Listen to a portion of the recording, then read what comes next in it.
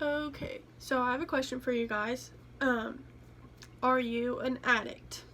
I know most of you would answer that question like pretty quickly and say, no, I'm not an addict. I've never been. I never will be. I don't do drugs. Well, I'm not talking about drugs. You may actually be an addict and not even know. So caffeine is a highly addictive stimulant. The purpose of caffeine is to raise your heart rate and keep you awake. That's the whole reason we drink energy drinks, is to stay awake. And I know as college students, we've all had that 2-3 a.m. crunch where we're trying to study, do homework, get it all in there, and we just can't, we're tired. So we reach for an energy drink, knock it back, and bam, we got an extra hour to just like get it all crammed in there. But that exact process is what puts your health in risk with energy drinks.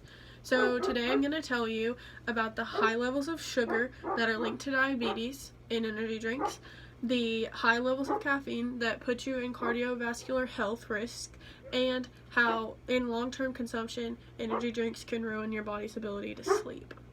So for my first point, energy drinks are full of high levels of sugar. That's obvious. High levels of sugar and sugar consumption are linked to weight gain and diabetes.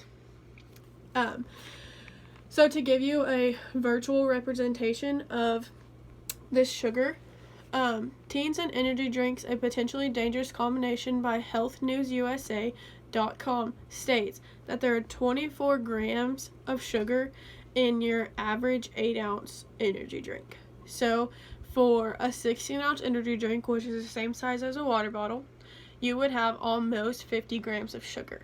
So with that, your body's daily sugar intake number for men is 36 and for women it is only 22 grams. So you would surpass your body's daily sugar intake way a lot by just drinking one energy drink and not having any other sugar throughout the day, which is almost impossible. So these high levels of sugar also are linked to type 2 diabetes. Obviously, type 2 diabetes, we haven't talked about a lot, but it is your body's lack of ability to process sugars through insulin. So when you build up so much sugar in your body somehow loses the process of getting rid of that sugar with insulin, and that is where type 2 diabetes comes in. And that is also something you're putting yourself at risk when you're drinking all this sugar.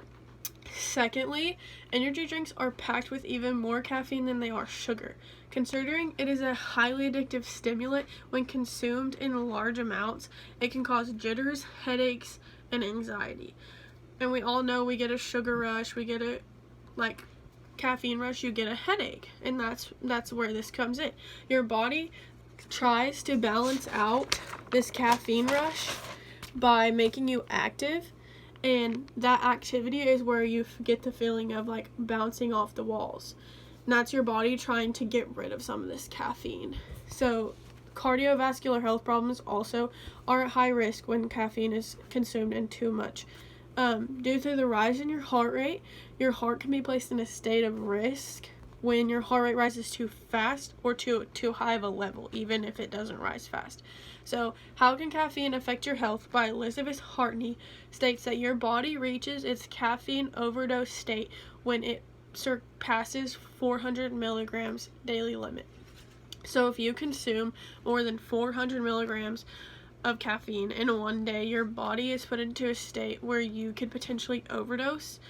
And overdosing on caffeine basically puts you at risk for heart attacks, stroke, seizure, a lot of crazy things when consumed long term. I'm not saying if you drink one energy drink you're going to have a heart attack, but long term.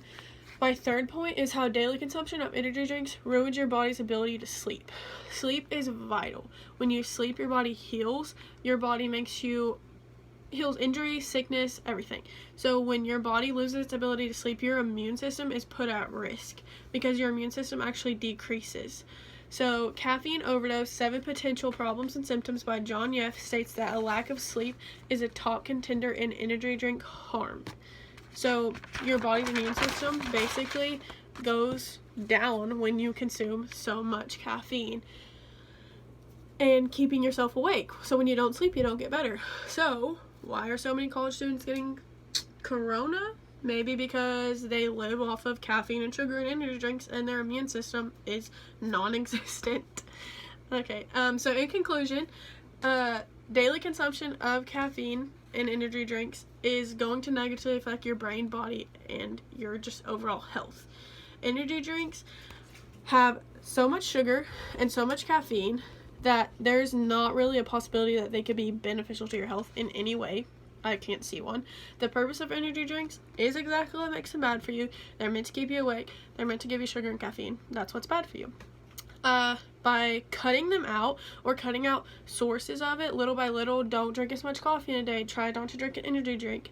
That can help, and you may end up feeling better and better just by cutting out a little bit every day. So, I would suggest cutting out some source of caffeine or sugar daily, because do you really feel like dying from a heart attack possibly before you graduate from college? Because I know that's a risk I'm not really willing to take. Thank you.